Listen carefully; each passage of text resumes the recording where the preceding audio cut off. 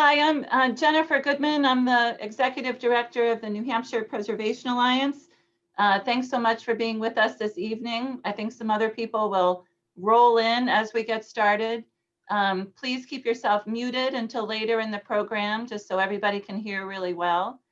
The Preservation Alliance, our organization, is the sponsor of tonight's activities. We're the statewide historic preservation nonprofit, help about 100 community projects every year, meeting houses, mills, Main Street buildings, you name it. We also work to fill the toolbox to remove obstacles and add incentives and other programs and grants so that more preservation work can happen on the ground.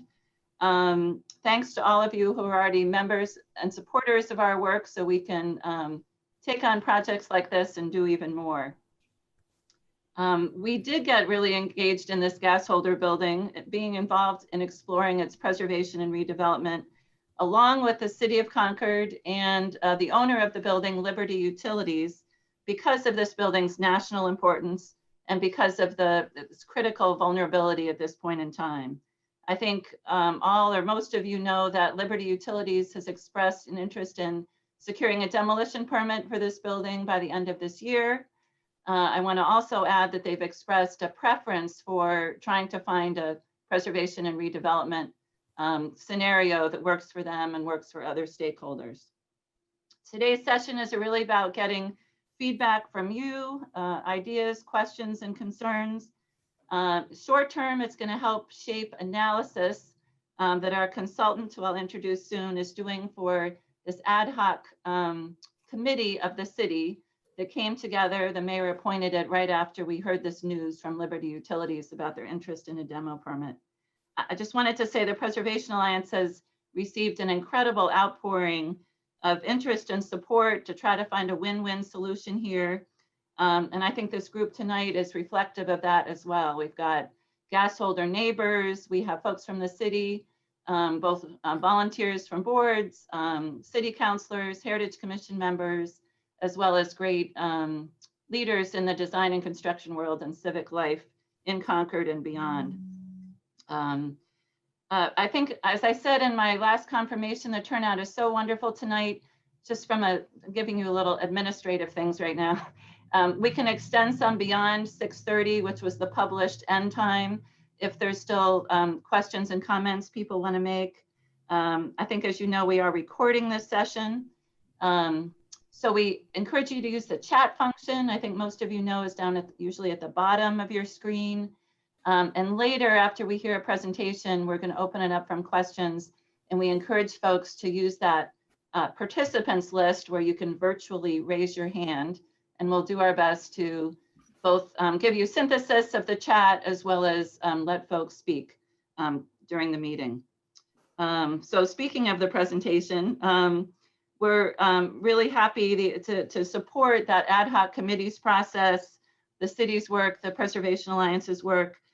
We've hired a redevelopment strategist. The company's name is ADG, and Stuart Arnett is the principal. He and his team have great experience dealing with in both the public sector and the private sector, dealing with all kinds of different redevelopment scenarios. So I'm going to turn it over to him, and he's going to showcase some ideas to get your reaction to. I also wanted to say early in the program, and I'll say it again at the end, that we'll be sure to share some additional ways to be engaged in this process, come to future events, future forums and presentations at the close of this session, but we'll also send it out in an email to you tomorrow too. So we'll make sure to do that. So let's turn it over to Stuart Arnett, to share some ideas about where we are at this point in time and some options. Thanks, Jennifer, and nice to see some familiar faces and names, and we're very grateful for the chance to work with the Alliance and the city on this really important project.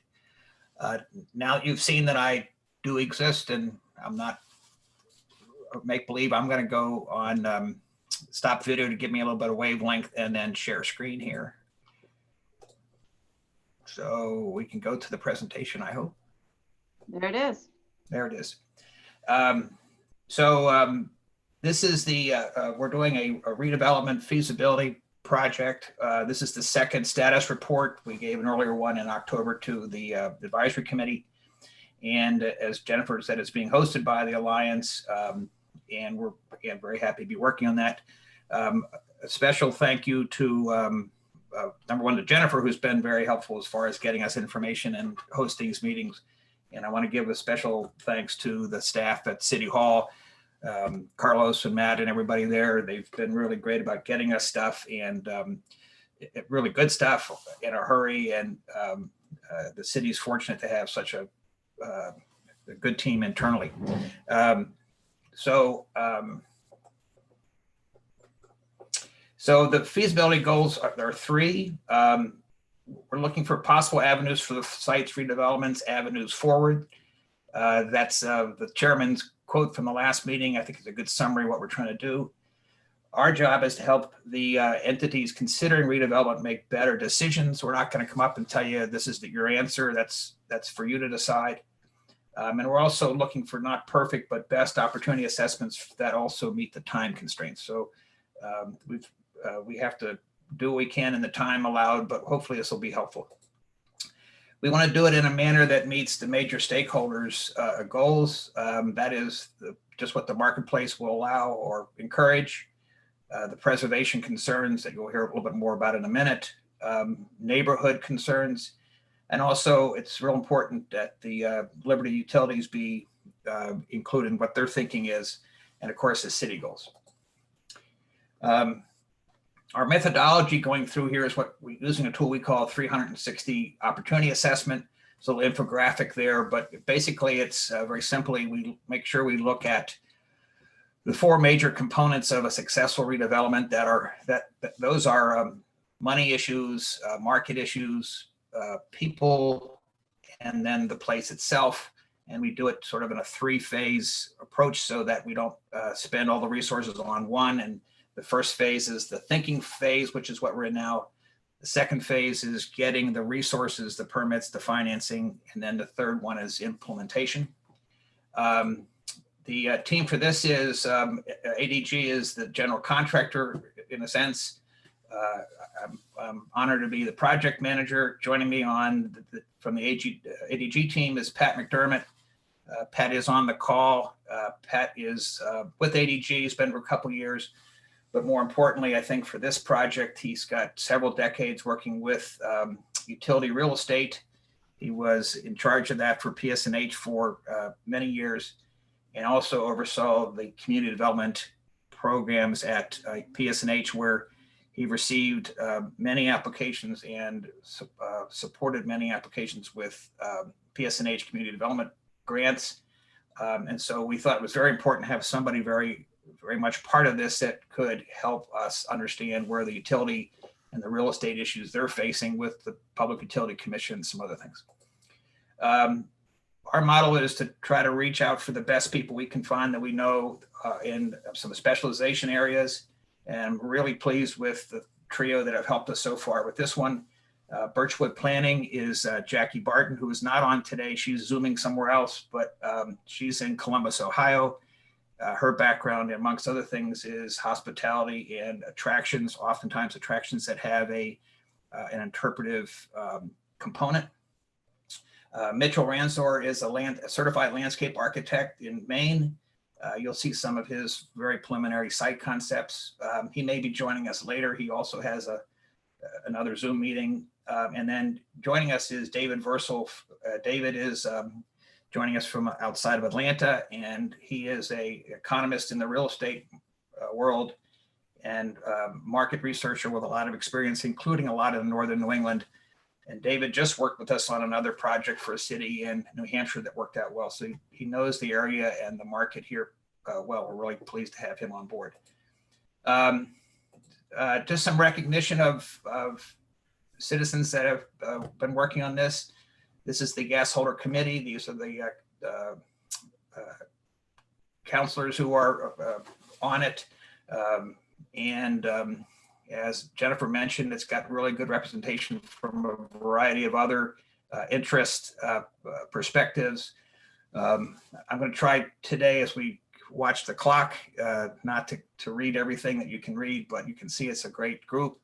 And like any volunteer group, it's great to have them serve the community. One of the things that we started with was this committee's what they call guiding principles. And there's really 4 big categories. Again, I'm trying not to read the whole thing, but looking for investment that preserves the symbol. And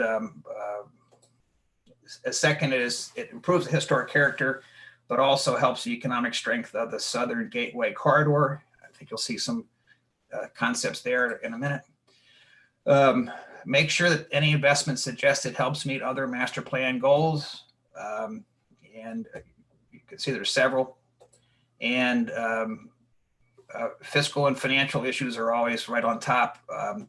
Preferably, it has neutral positive impacts on services and revenues, understanding that that might take time, but understanding also that there are limitations on both private and public funds. So some of the considerations that we had in addition to those are, as we mentioned, the committee guiding principles. We went back and looked at plans, including master plan. There is a corridor plan. This general area is now called the South Opportunity Corridor. A plan was issued in 2006 and an earlier one in 1997. Both very good, by the way. We also wanted to make sure we looked at citywide effects, both positive and potentially negative. Neighborhood effects. We didn't want to introduce something in that area that would disrupt the neighborhood. We want to look at the marketplace post-COVID. It's still conjecture, but this is not a 30-day turnaround project. So we're looking ahead a little bit, and David's going to help us with that in a minute. The city has adopted policies that encourage smart redevelopment techniques and tactics. The bottom criterion is one of the most important, is time is limited. So we want to keep moving so we get this to the city council and others to help make the decisions. So here are some assumptions, and they are assumptions. They are not things I can guarantee, but first is that any reuse of the site starts with the building stabilization. So we won't spend a lot of time on that because we're going to presume that is a first step regardless of which direction you go, because we're not considering the demolition option. We're also presuming the building is reusable. I can go back to that a little bit later. I guess the easy way to say that, with enough money, any building is reusable, but there is some encouraging information from the engineering report you'll hear in a few minutes. The utility has also said that they will continue to keep the brownfield capped, which means that you can do some things with the site. You can't do everything, but it does not require substantial additional work for the brownfield. That being said, there are still significant site and area constraints. The site is small, relatively small. It's just over 2 acres. There's issues with that being a strange 3-way triangle intersection for traffic. Other things in the area just are obvious constraints. I'm sure there's going to be a lot of interesting questions about costs, and in reality, both costs and revenues, the estimates on those do vary significantly depending on the reuse. And in each of these scenarios, we will also talk about revenue and not just cost. And we're making an assumption that there's going to have to be some public-private community effort because it hasn't worked to date being redeveloped otherwise. And on the positive side, Concord's had a lot of success doing just that. On some of the other assumptions, everybody has financial limitations and opportunities, so we want to make sure we're realistic. We're really pleased to hear that there's willing parties involved. As Jennifer mentioned, Liberty has been very happy to share information and open to suggestions. And hopefully we've returned that by making sure that we're taking their perspective in. We're also finding that the previous plans are relevant, so we don't have to reinvent the wheel there.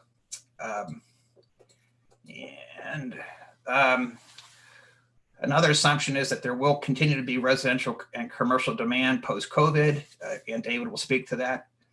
And we're also, as the guiding principles in the master plan said, we're seeking some kind of an opportunity that might become a catalyst for that South Main Street neighborhood, as well as the opportunity corridor itself. So going back, just to get everybody up to speed, GZA, Geoengineering Options, recently did a engineering assessment via a contract that both the utility and the city co-sponsored. They came up with 3 options, and like everything else here, I have to overgeneralize, so feel free to come back to questions later, or all these are public documents. The first one is that the building would be retained and stabilized as part of the brownfield cap. Their second option is adaptive reuse, which is what really kind of we're going to be talking about more of, but they didn't have any cost estimate there because they didn't identify any potential reuses. And their third option is demolition. Because they've used the option, we've moved to a different term, which we'll bring up here in a minute so we don't get these confused. Other opinions coming on the building, the Hampshire Preservation Alliance has recently contracted a small second opinion from a professional engineer that has a lot of experience with historic building. And I think that visit might even been today. And then there has been some prior commercial developer interest. So we're not relying on that, but we think that there is some history of commercial interest. One of the things people are going to ask was how is this going to be paid for? Again, it depends on how it gets developed, but private sources of funds are private money. There's also both new market historic tax credits that are available, and then public fundraising.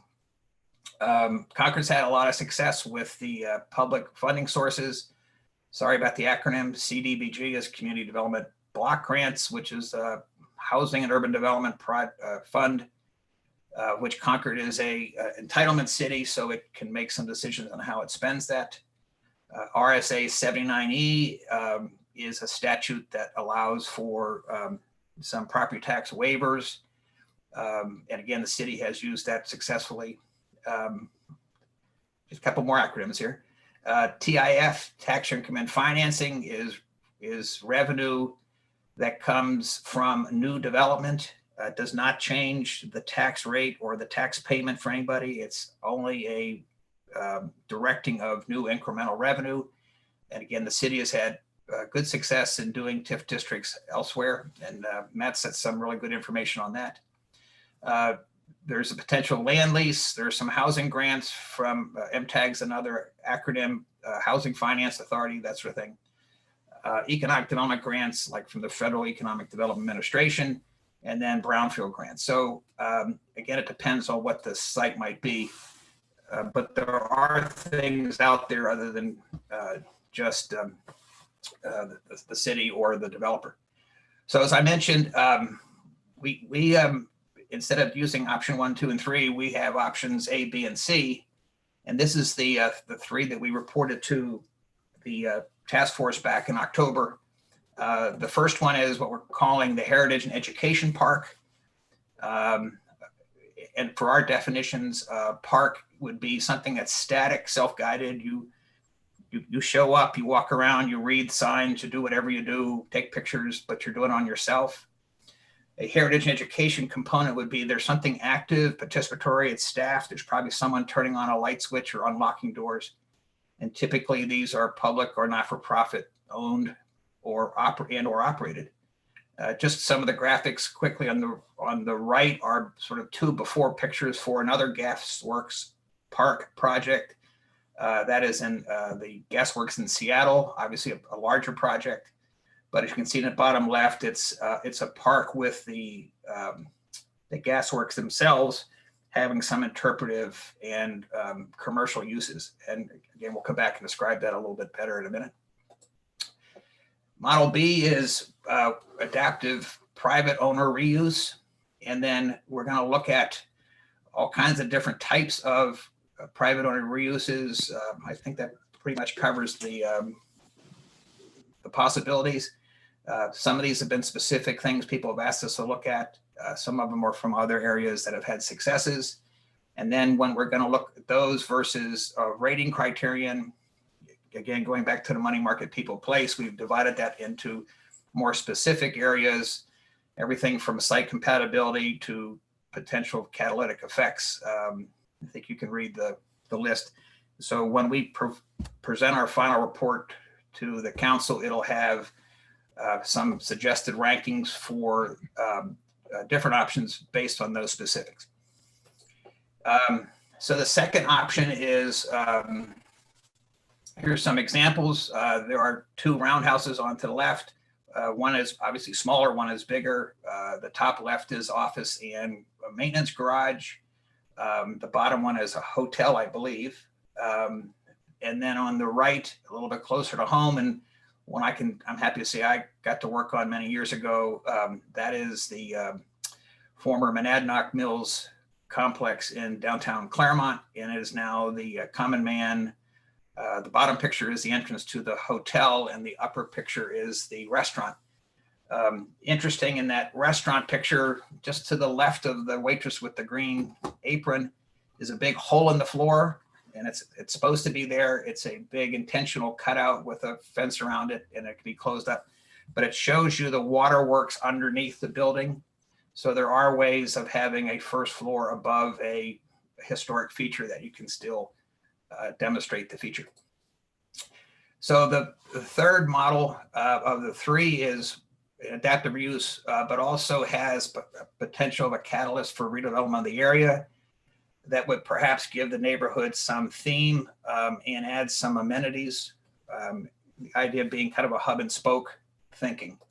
So this is today. And if you want to find the site, it's right above the word common. It's in that little triangle here. A couple things here just to give you some idea that it is both identified and somewhat cut off by four different features. South Main Street 3A, and just something quick to show here. Look at the difference of the density on the west of 3A versus the density on the east of 3A. It shows you there's a lot of market in the neighborhood that you wouldn't have to necessarily attract a lot of new people here to support something. The other major feature is this straight line that is the railroad track, and it really makes it hard to do east-west things. The third one is Hall Street, which you can see has some commercial development on it. And the fourth one, of course, is the interstate. One of the things we wanted to show about amenities here is Mitchell found this when he just did a Google search and said, put the address in, and he said, you hit the thing that says, show me amenities in the area. And that's what came up. And if you kind of look for the cool factor for this area, other than Common Man, and it's pretty slim pickings for amenities. There's McDonald's, there's Burger King. Up here, you'll see if you cut it in, there's Dunkin' Donuts. It's not a very amenity rich zone. So we try to find another area that would be a good example of a fairly large wedge of land with the same impediments: water, interstate, road, former brownfield, and did find one. This is water, this is wetlands, this is interstate, this and this are roads. It's not a great picture because it's blown up quite a bit, but some of you may recognize it. That's Horseshoe Pond. So this has happened in Concord before, where a site that has a lot of both natural and infrastructure limitations has been brought back over time with a theme and with clearly a success. So on that same idea, what kind of opportunities does this offer for the area? Just real conceptually, we look to the east into the water and say there's natural resources, ecological issues or opportunities here. To the south, there is the jobs and perhaps mixed use housing kind of possibilities in that big light area. You could tell that's the old railroad yard. This, by the way, again, is the site And then this is the whole connection to historic and amenities, all fairly close. Henceforth, what is known in the jargon of the business is it's a location efficient neighborhood. It's one that's easy to get to, and it's efficient in a sense of commuting and energy use and other things. And the energy use and the connection is key. But as I mentioned, the connections right now are not very good, especially east-west. So one of the things we're saying is maybe we think of this as almost like a trailhead. So here's the site, connecting it better to downtown, connecting it to riverfront and some of the other natural amenities along the river. Perhaps encouraging a mixed use commercial residential amenities, sort of self-contained small neighborhood here, so that you could build up tax base, add some residential, but not introduce a ton of new traffic or other disruptions in that area. And then again, have a connection here through trails. And so what this sort of efficiency, energy savings trail system, just playing around a little bit, we thought might give you an example of a theme for this energy district. And it would all be linked by what we would call Liberty Trails in recognition of our partner on this thinking. So I'm going to stop for a minute and then have David come in. Again, David is our market person. And David, you want to speak to the three options for a few minutes? Sure. And I have a big blank slide here to talk about. So there's no points on here, so don't look at the screen. Which one you want? I'll go back up. Start with A here. That's fine. So again, it's a pleasure to be part of this and to be talking to all of you. As Stu said, I am currently based in Georgia, but I have a long history working in northern New England. I was based in Maine for many years, and I've worked on multiple projects in New Hampshire, including, as you said, recently on a project in downtown Franklin. So what we've been talking about with these whole scenarios is, there is the option of Model A with the monument of sorts, the Heritage and Education Park.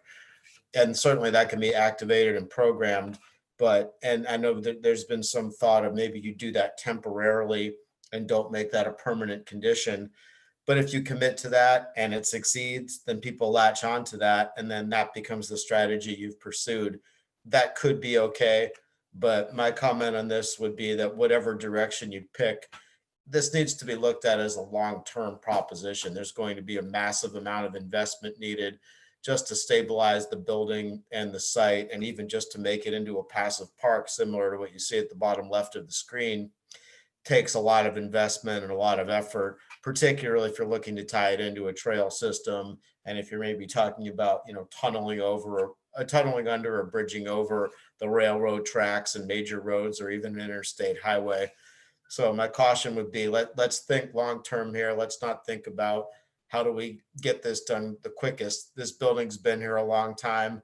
Assuming everything goes the right way, it will continue to be here for another century or more as kind of a signifier of Concord in the South End. So what I'll say on this on potential uses is, you're obviously not going to see a restaurant filled up like that restaurant is right now with COVID still going on. But at a minimum, you're looking at 12 to 18 months. If you pull the trigger today on doing this project, that restaurant that might go in there or that brew pub or whatever active use you propose for that building isn't going to open until 2022 or possibly later. So, hopefully the world will be back to some semblance of normal by then. But I think the point is, let's look long-term. Let's not look at the first thing that comes in the door. And Stu, if you can go to the slide that shows the different criteria. Yes, that's the one. I would encourage the community to really think about all of those different things and not just, how do we get this done quickly and is the use marketable? If you look down all the uses on the left side of this slide, there's an argument to be made that every one of them is marketable. Certainly there's a strong residential market in Concord. A unique commercial space like this would have a lot of options for end users. there might be a nonprofit or a company that would find this to be an attractive destination for an office space. On the institutional side, you could see a lot of different users finding this something they'd want to do. This could be a really cool hotel. You probably have to add on to the building in order to do that, as you probably will with an institutional use like a school or a healthcare facility. And then hospitality and dining, I think we've seen the example there of the Common Man, and I'm sure all of you have other examples you've seen of an old space that's been retrofitted into a restaurant. There's no shortage of examples for that. And, with a food hall or distillery brewery, could be a great space for any of those things. What really matters here then is knowing that any of these things could be possible is how does it relate to the city and the community's greater objectives for the neighborhood? Is it the right use for the site itself? Is it compatible with what the community wants to see here? Does it support the city's broader goals for housing and equity and inclusion? Does it tie into some of the other resources in the area? This graphic that Mitchell put together, it does a great job, I think, of showing just how close some of these things are, like the marsh down at the south end, and then the riverfront park area, which is barely used at all because it's nearly impossible to get to at the present time. But if you start talking about a trail link that goes from this neighborhood to the riverfront, I know there's been talk about connecting the street to the north along the railroad tracks and getting a pedestrian route to downtown that avoids some of the major intersections. You have a whole different system of getting around and a whole different set of connections you can create. But that only makes sense if you're really transforming this whole district here. If it just exists now as, a park, some industrial buildings and some fast food restaurants, this doesn't quite work as well. You really need to have the active uses along the trail to make it an exciting place to be. Stu, can you go back to the criteria again? I'm sorry to keep having you move around here. The last point I'll make here is that the last point on the slide about catalytic effects, that if you look at these uses, some of them are going to have more of an immediate effect and a long-term effect on the community than others. If you're talking about converting it for residential use, whether it's high-end or affordable housing or even some sort of supportive housing, I know that it's been talked about. It's a good use. You get people in the building, you save the building, you make it a good place, but it immediately makes it a private setting. And you're limiting what you can do in the park area around it. You're not really generating opportunities for true public engagement with the building or the space. I would say the same thing goes for office uses or an institutional use, that whoever's using the building has access to it and very few other people do. I'm not saying not to do it. I'm saying if you're looking for catalytic effects, I don't see those uses really generating that. When you start getting into things like, a distillery, a brewery, or a maker space, if you have, an artisan who makes, name the random object, metal tables or canoes or whatever it is, and they have a shop and a showroom, that can draw a lot of people in. If you have a tourist-oriented use, obviously that draws a lot of people in. A restaurant or multiple restaurants, there could even be a hybrid model where you combine 2 or 3 of these uses within the building. It's big enough to do that. And you start getting different people coming, different days of the week, different times of year, different times of day, and really have it be a place that draws people in and starts building the groundwork to continue to develop the neighborhood around it. You have this active core that draws people in. Suddenly more people want to live there. More businesses want to locate nearby. If you build this, Liberty Trail, that's a great attractor.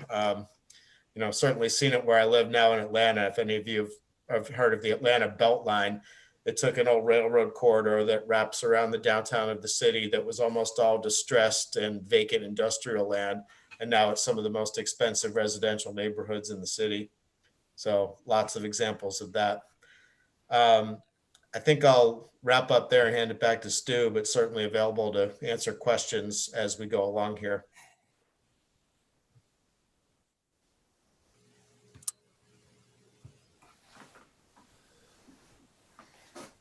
So thanks, David. So as I said, we're going fast, but that's the idea, is to give you plenty of time to ask questions. So just a summary, and before we go into the listening session again, is Model A is the Heritage Education Park, and the public or not-for-profit would be the prime redeveloper in that option. Model B is the commercial redevelopment, but sort of a standalone, and the private developer is primary. It still assumes a city role. I think we're saying something like this is possible, but certainly not probable, because if it was probable or if it was easy, it would have already happened. Note that time is a factor for all parties, so we got to keep moving. And then this is an option that also, like A, allows the preservation attributes of the site to be maintained. Model C, which includes B, involves a higher level public-private collaboration and financing, similar like what you saw with Horseshoe Pond. We're presuming that the private investment would do most of the building site work, where the public investment would invest in the neighborhood and the corridor itself, the trails, the transportation, the park issues. But that redevelopment should be such that it has potential for catalyzing a neighborhood, the corridor, and building up the tax base, especially if it ends up being like a TIF district that helps pay for that. So as David said, it's just a bigger scale, higher vision option. So we'll go in for listening and chat now. Thanks for your interest. I think Jennifer's going to come back to this, which is how to stay involved past tonight. But with that, I will happily stop sharing my screen and give it back to Jennifer. Thanks, Stu and David, for offering us that background, sort of context and ideas. Certainly a lot of balancing of thinking about the building and the property, as well as the larger area, and short-term needs as well as long-term opportunities. So we welcome your chats. Love the chat from Diane, who lived in Concord all of her life until 92 and was zooming in from California, Monterey. If you want to ask a question or make a comment, as I said earlier, we'd love you to use the hand raise function in participants. And I guess I would just reiterate that we're doing this fast track.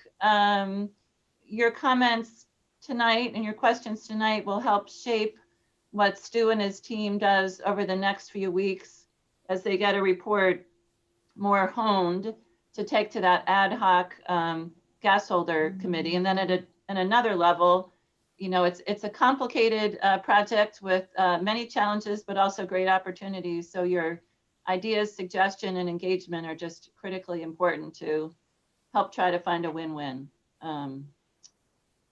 So with that, Nicole's going to help me on this. Thank you, Nicole Flynn, Preservation Alliance colleague, and Beverly Thomas for being here tonight. Do we have any hands raised yet? I'm looking and scanning.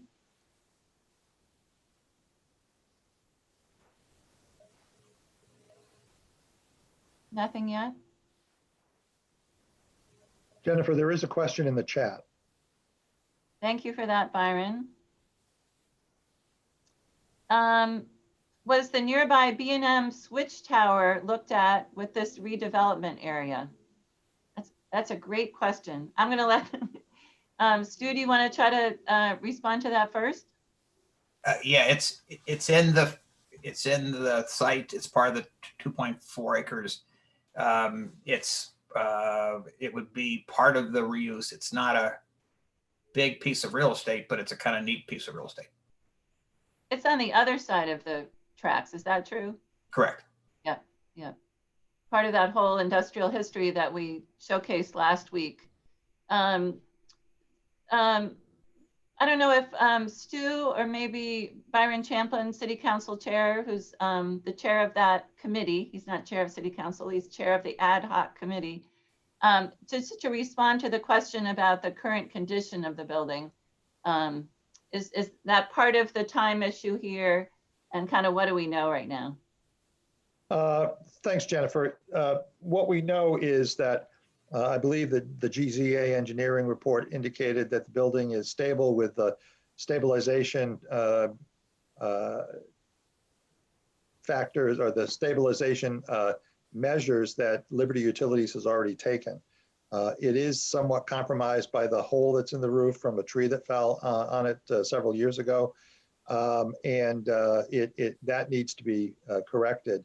The GZA report indicated that short of an incredible wind event or an extremely heavy snow, everything should be stable.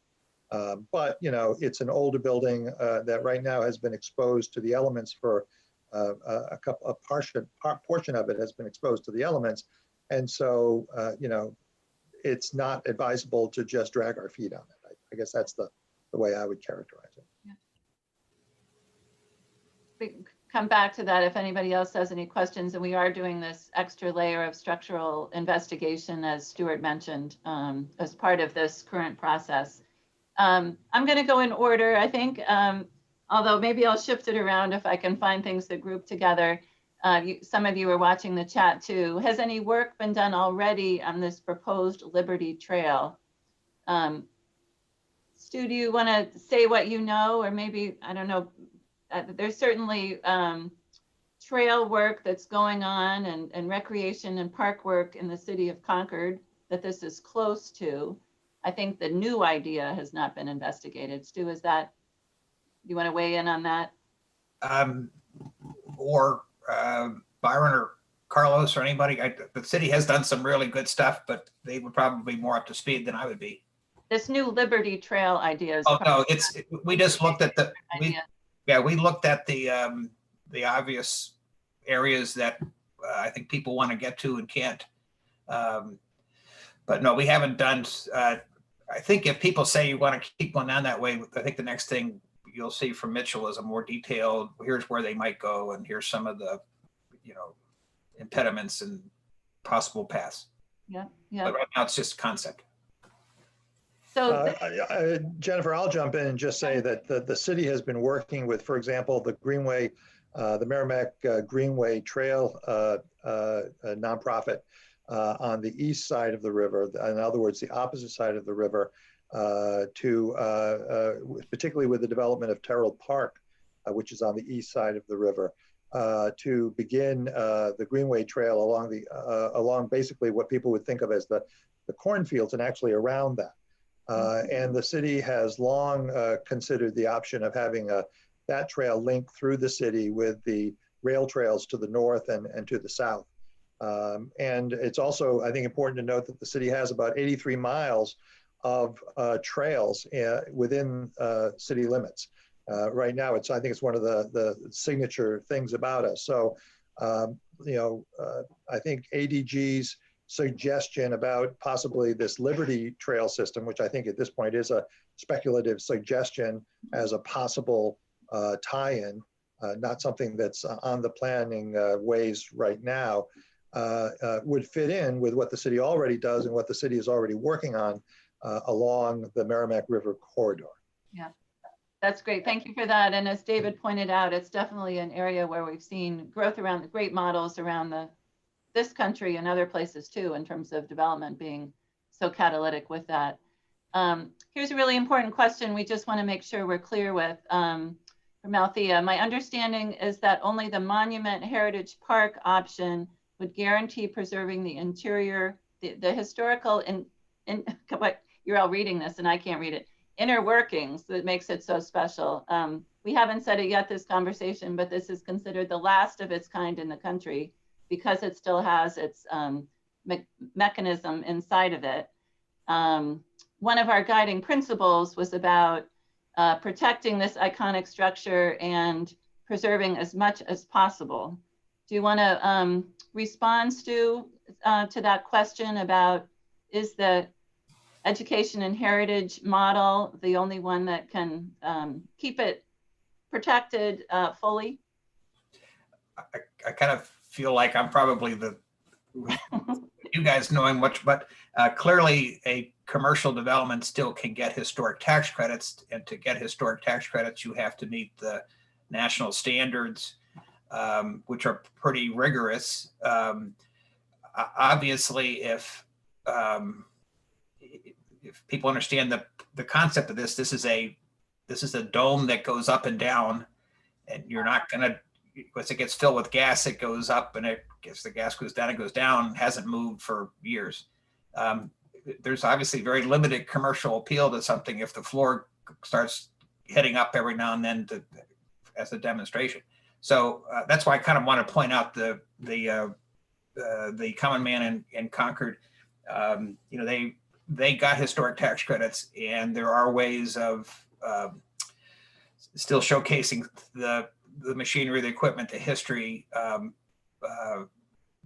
But we haven't said, yes, no one's looked at like, what's the integrity of the dome floor or something like that yet. But clearly you can get historic tax credits and do commercial development.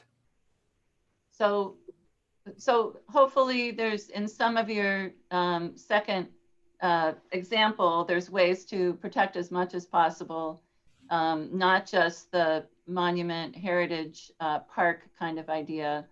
I think just said another way to reinforce, I think when you do a little more in the report, when we're getting it closer to final, we'll point out that certain options will unlock, certain preservation monies and incentives will be unlocked by certain designs. And others, it could be that if it goes a different direction, those dollars and those incentives just wouldn't be available. I'd like to add, if I could, that, but by accepting those tax credits and grants, you're oftentimes accepting the strings that come along with them. And so while, it may make sense on the front end to take the money, it may limit what you can do with it in the long run. So again, that's why it gets back to my point that it's critical, I think, to choose a long-term direction now and not an interim thing, because you might take the money to shore the building up with the plan of maybe in 5 years we develop it, but then you find you can't because the tax credits don't let you. So you need to really think long-term as you're doing anything short-term. Yeah, great point, David. And I would just say the structural engineer that's going to be working on some design considerations, what would it take to protect as much as possible from a structural standpoint with different kinds of programmatic or commercial uses in mind. So at least from a concept basis, I hope we'll have more information on that soon. Elizabeth Muzzy chatted with a great link about loving the idea of building on the city's success with a trail system, a good example of how nearby communities are adding heritage elements to their trail systems. Beth, I'll make sure we include that link in the follow-up materials. Has there been any discussion with temporary engagement with the building to honor and embrace this piece of architecture and its unique history, not only in New Hampshire, but throughout the US, through the arts, perhaps? I'm sure you bumped into some of those models as you were looking, sort of how can you enhance the history and interpretation, perhaps with arts or other connections. Stu, you're still muted. David, you want to talk a little bit about the market for some of those facilities? Well, if Mr. Hawkins wouldn't mind elaborating a little bit, I'm not sure what he means exactly by through the arts, like maybe. Yeah. Yeah. Yes. I'd be happy to share. Hello, my name is Caleb Hawkins. I've been a resident of Concord, New Hampshire for 26 years now. I'm currently an architectural designer and artist, currently in a program at the Harvard Graduate School of Design, pursuing my postdoctorate. So I am going to, I guess, think about this a little bit, building a little bit in a creative aspect. Seeing the building and having been to the site, recognizing some of these unique characteristics to this piece of architecture. What I'm speaking about is something a little bit more temporary, probably pre-demolition or pre-preservation, in the more immediate response to recognizing this piece of architecture. I do a lot of different work with different forms of technology, from 3D scanning to projection to interactive lighting sequences, etc. And as a resident and as a person of Concord, I thought this was a great opportunity to use this medium to speak to the actual history of the architecture, talk about its actual past and its importance, in the state and also in the country. I thought it was really interesting to see the topic of the Gasholder within a larger issue or conversations that branch out into climate change, as well as into many environmental aspects. Also thinking about the current property owner. So, the response to preserve is definitely it, but, something I was immediately thinking about is something temporary, historical, engaging it with projection or light that commemorates its past visually and artistically, to bring importance to its place, not only in the city, but also in the eyes of many other residents. It's very well known, very well seen building from the road. I think that art engagement creatively and conceptually can emphasize its significance that's more specific to the actual architecture, as opposed to any longer term or outside development. So something that's a little bit more pertains more to the actual piece of architecture, its uniqueness, its history, and if you have an eye, a beauty percent. So that's great. Thank you so much for weighing in on that. David, you look like you wanted to say something. Did I misread you or? No, I think that's an amazing suggestion to sort of, celebrate the history and the uniqueness of this structure. I think there's also a truly unique opportunity with this, in that you have the current owner, the utility company, that may be willing to put some funds towards the stabilization and restoration of the structure. And it's entirely possible that within that, they might be willing to, foot the bill for something like that. Maybe there's an opportunity for a competition. Obviously, you'd like to get the commission yourself, but the more attention, the better, I would say, for the community. So I think there's a lot to this. Yeah, let's talk more about that. I think that's a fascinating idea. And Mr. Hawkins, you said a lot of people know it, which is true, but a lot of people don't understand that building. They just know they love the round building. So celebrating its architecture, as you're saying, and talking about themes of energy and innovation in the short term, and then maybe part of the long term would be really great. I'm going to keep moving. Oh, do you want to say a quick thing? I just want to say, I wanted to jump in and just say thank you to Mr. Hawkins for that idea, because I'm also on the Creative Economy Committee for the Chamber of Commerce, and that's exactly the kind of outside the box thinking that we love to see, and has some real potential. Thank you. You wouldn't even have to touch the building. Yep. Yeah. Good point. Yep. So I'm going to move on. That we could talk about each of these things for a long time, but there's a bunch more chats. And John and Lisa, let me do one more chat and then call on, the name is John and Lisa. Let me do that next. So David Colglazier asks, what is the significance of the brownfield and capped status? So I interpret that, can we do a quick comment on what's up in terms of the contaminants? Do you have sort of a basic assumption about that as you look at options? Do you want to mention that? Very quickly, the site is capped. I mean, that's all I can say is that, meaning a lot of cleanup has done, but it's not totally cleaned up. But it is now going to, the environmental services per the engineers are happy with the capping, and the utility company says they will continue to do that. The building itself is a cap, and so if it is demolished, they will have to, it's one of the reasons they can't quite estimate the price of demolition, because if the building goes away, they have to replace the cap that the building is.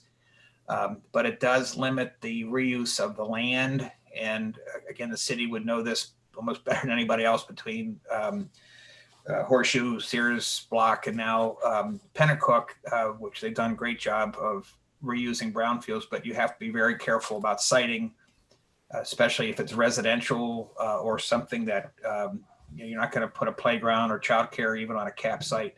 So a small site by itself of 2 acres gets smaller, but it can be developed without, I don't want to say any work, but without it. If the caps stay in place, it can be developed within those restraints. John and Lisa, Nicole, can you unmute yourself? I don't It's know. Jennifer, it's John Graffair. I guess I forgot, Lisa next to me, everybody forgets who I am. So I just wanted to follow up with what Caleb Hawkins had said. And a few of you already know about this, but about a year and a half ago, Jim Milliken and I, through the Concord Historical Society, sat down and did an over hour and a half interview with Cedric Dustin, who actually used to work there when it was a gas company. He started working for the gas company in 1947, and he remembers everything. His memory was so clear.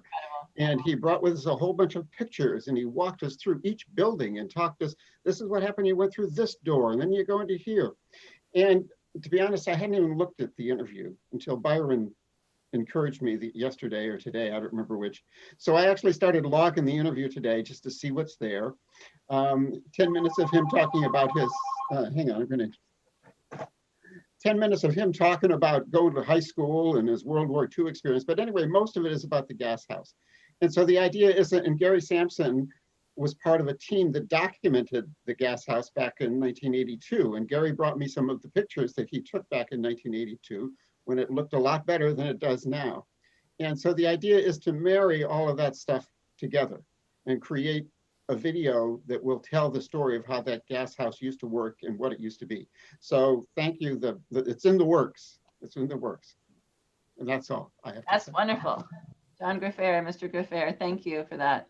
And Gary Sampson is with us tonight too, who did all that great photography work as part of the historic American engineering record in 1982.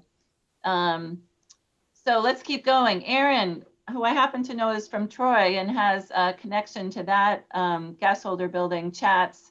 Do I understand correctly that option C is the preferred option? Something that could provide adaptive use and highlight the historic nature and bring economic impact. I think Stu's going to be careful to say he didn't pick one. He wasn't trying to present one preference. Yeah, that's a question for the group. Our job is to provide options first to the advisory group, then we'll make their decisions, which go to the city council. And obviously the owner is going to play a big role in this. So we are helping you make good decisions. We're not suggesting what it is. Yeah. Yeah, I'd also like to add to that, while catalytic impacts and helping the community are certainly at the core of this, one of the things Stu talked about was cost and risk. And the more aggressive you are with this, the more expensive it is. And unless there's a plan that we know is viable and going to be profitable, then you might not be able to go forward with option C, at least not in the short term. Yep, thank you for that. Frank says the Gasholder currently sits in a very prominent position, is easily viewed from I-93 and the surrounding area. Makes the comment that any development of the site, and we are talking about the whole site, not just the Gasholder building, would need to be low rise to make sure it doesn't block the view of the building. So just that whole viewscapes interrelationship issue, I'm glad he weighed in on that. By the way, that lower area is perfect for that, because if you think about Arno's cleaners or any of those things, it drops off pretty fast behind there. So you could actually have a fairly high, you could actually have some vertical development back there that would be sub street level. Councillor Kennison asked the question of at what stage are we regarding more extensive structural evaluation? She's referring to this sort of second or additional opinion that both I've talked about and Stuart Arnett has talked about. I think the short answer is soon. I think I'll know more on Monday about the specifics of that timeline, but the idea is very much to have that information as part of this report creation that ADG is doing with a deadline of later in November. There's a presentation that we'll make sure you know about that's November 20th. And that the idea is that by that time, with a more complete report, that information will be part of it. What's the immediate step needed to forestall the demolition permit? Will Liberty continue to be part of future plans, or will they be selling the property entirely? Byron, do you just want to answer that from kind of a committee standpoint, committee perspective standpoint? Liberty Utilities is on the committee. They've been part of these conversations. I understand they're with us tonight too, but Byron, what's your feeling about that question? Well, I don't want to be put in a position to speak for Liberty. Certainly in our earlier meetings of this committee, Liberty has indicated that, as Jennifer said at the very top, that they have expressed an interest in demolition. However, to my knowledge, they haven't yet filed with the city for a demolition permit. There is a demolition delay ordinance in the city, which I believe is 90 days. That what that means is that the City Heritage Commission, which is a commission of citizens, and also the chairman of the planning board is on that, and others, that committee would try to find an alternative to demolition, working with the owner. So to a certain extent, we're already engaged in that process, certainly not preempting the Heritage Commission, which, if a demolition permit were applied to, would become engaged immediately. But certainly one of the things we're trying to do is to find solutions and see if there's a path to a solution other than demolition. And as Jennifer said at the top again, during our meetings with Liberty, the meetings of this group with Liberty involved, they've indicated that their preference would be to find a solution that preserves the building. That's great. Keep the chats coming. Some of you are reading these, maybe not all of you. So I'll just try to capture a couple of them down here towards the bottom. Sort of sentiment from Jay Doherty about love to see the structure with its internal workings protected and preserved, but I'm reading between the lines. Well, a beer hall would be a great solution if we, and I think that's been the attitude of the committee and a lot of the stakeholders. Come up with some ideas where we go as far as we can about preserving the largest degree of sort of the features that make it so significant, but look at that balancing act too, and try to save something. The something is better than nothing, I think, is how a lot of people feel. Jennifer, I've been corrected. The demolition delay period is 49 days, not 90. Thank 49. you for that. Thank you. I probably nodded my head at the wrong time. What other things? Any other hands raised? No. Althea just talked about so few historic resources that are open to the public and allow people to engage in history. She's putting in a strong comment for that first model, Heritage and Education Park option. John Swift.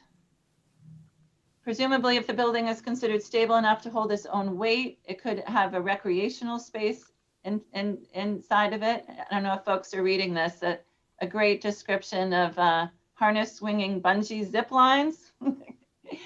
And I know we have Aaron, who had chatted before, is associated with what sounds like an incredible circus related nonprofit in Troy.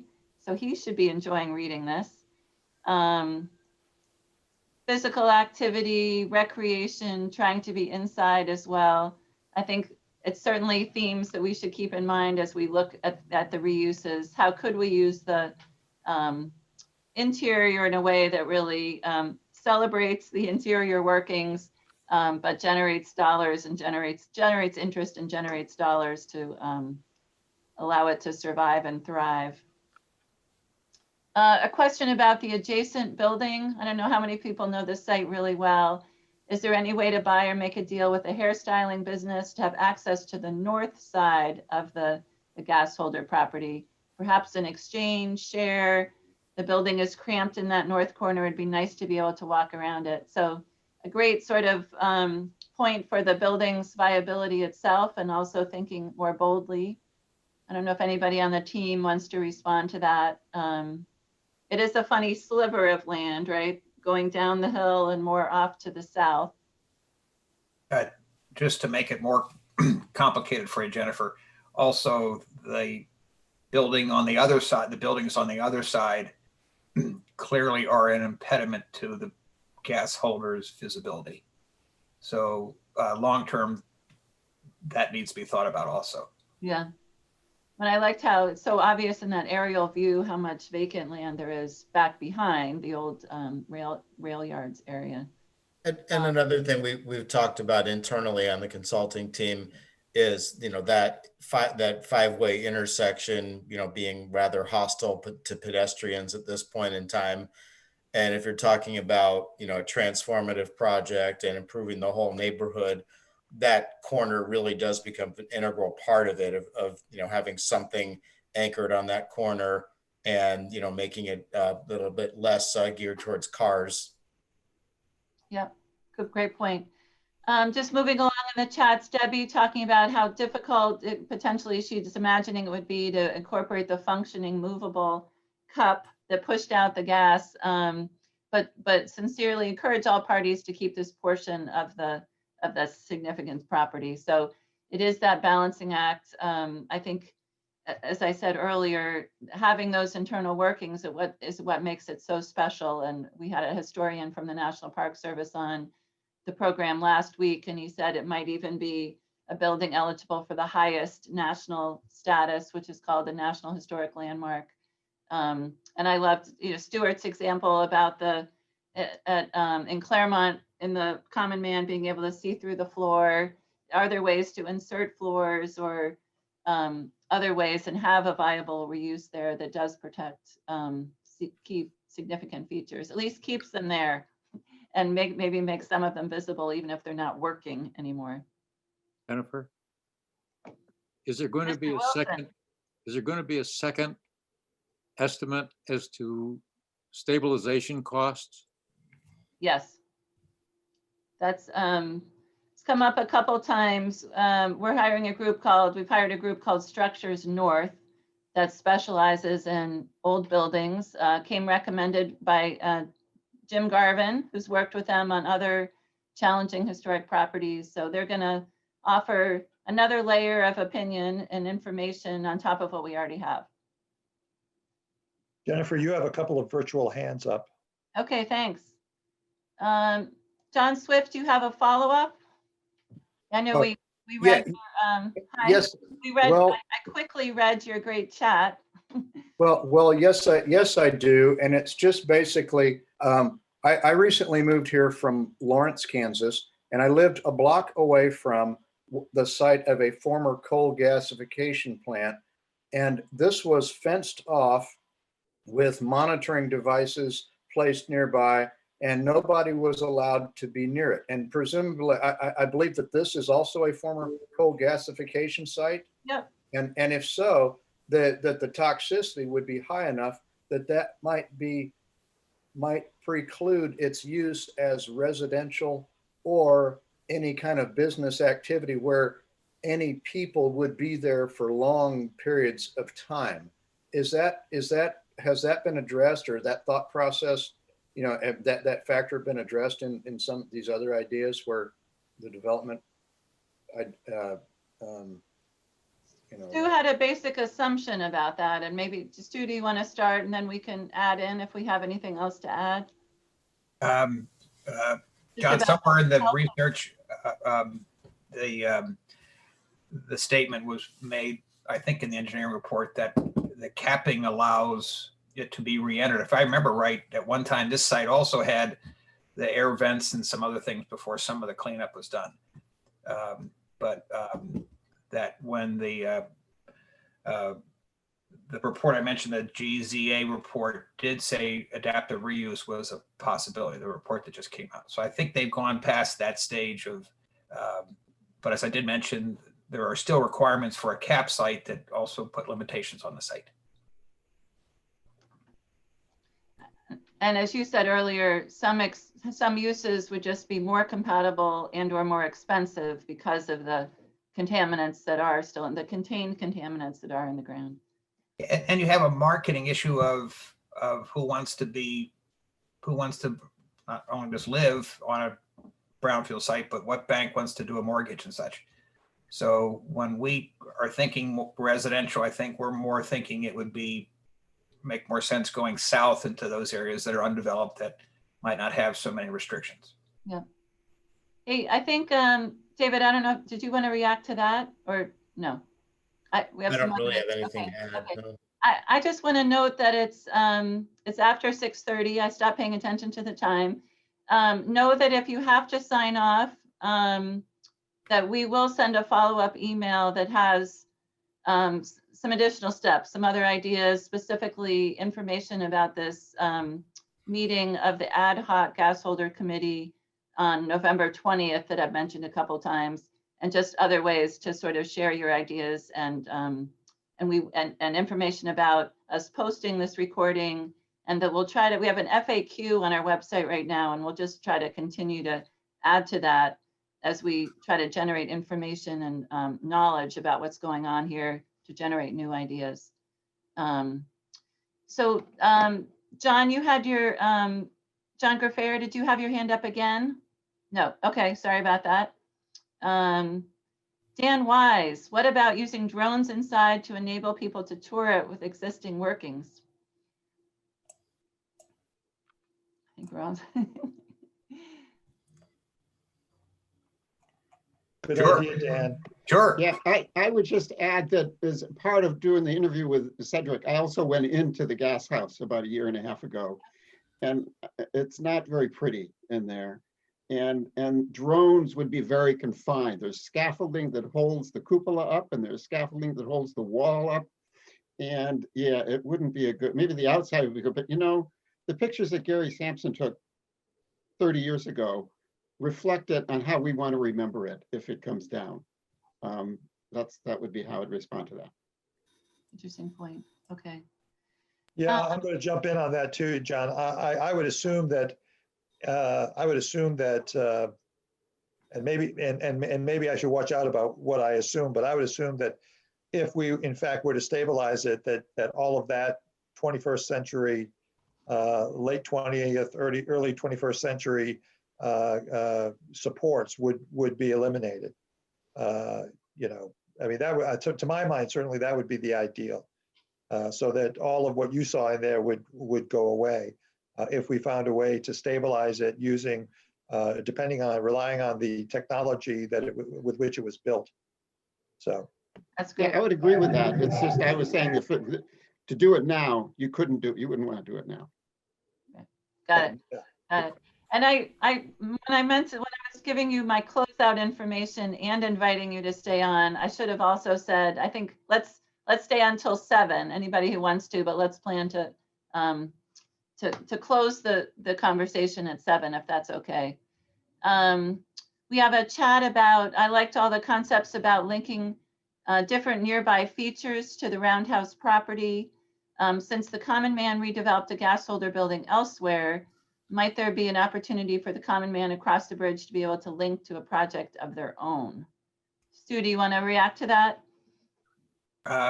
If you go back to our arrows, one of them goes right by the Common Man. Yeah, yeah. So that would be, I think the next stage, David, when we talk with Mitchell, is to do a little bit more specificity on some of the pathways and such. And I don't know if Alex Ray is on this Zoom call right now, but I was looking back at photos of an event we did a couple of years ago at the Gasholder building, the Preservation Alliance did, and there was Cedric Dustin, who John has been talking about, and there was Alex Ray, both, you know, gung-ho and enthusiastic. So, and we've had Alex Ray, the owner and founder and owner of the Common Man, come speak to the Ad-Hoc committee too. So another important stakeholder to engage for sure. There's a question from Representative McWilliams. Will Liberty Utilities be providing any funds to assist with the capping site? Again, we don't want to speak for Liberty Utilities, but Byron, do you just want to talk a little bit about, I think we know from past redevelopment efforts that they know that they have responsibilities in terms of safety, security, which in one version they were thinking of in terms of demolition, as well as the contaminants. So they realize they still have financial responsibility there. To lead it to the next owner, but we don't know the specifics, right? It depends on what happens, I think, with a few. Yeah, I think it's fair to say that Liberty Utilities in our past meetings of this committee have indicated a willingness to try to collaborate on stabilization and preservation. But I certainly am not going to speak for them.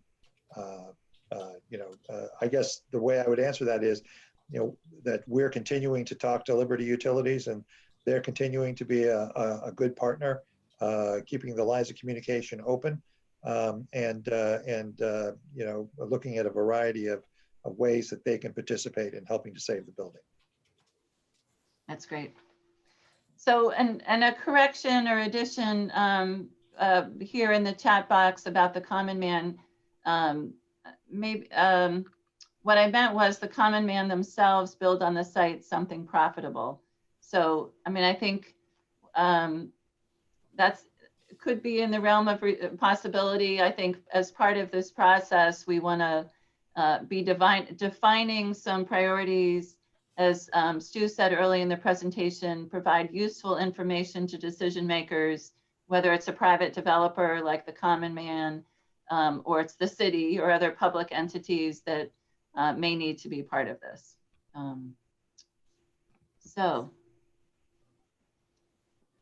Yeah, I mean, I'll just jump in and say, Matt, Alex Ray, in fact, had looked at this site in the past, and I would love to get him re-engaged. But he has expressed an interest, and in fact, as Jennifer, I think, indicated, he did talk to us early on in I think our second meeting of this committee about his experiences and his desires, and so I would certainly love to have him continue to be engaged. Should we wrap up soon? I have Althea saying, thank you for all your hard work on this. I've asked on social media to see people whether they care about it. And the answer is yes, a resounding yes. So I know she's, Althea's worked in many parts, done many different city projects, currently making great things happen with her team at Kimball Jenkins. And great to hear some good cheerleading from the northern history end of Concord, sending it back to the southern end. Anything the team wants to say before I wrap? Not to put you on the spot or anything, but I'm putting you on the spot. I think just we're happy. This is a listening session, so if you or others have ideas, if you can let me get back to the screen before we close, I'll put your contact stuff back up here. Okay, that's great.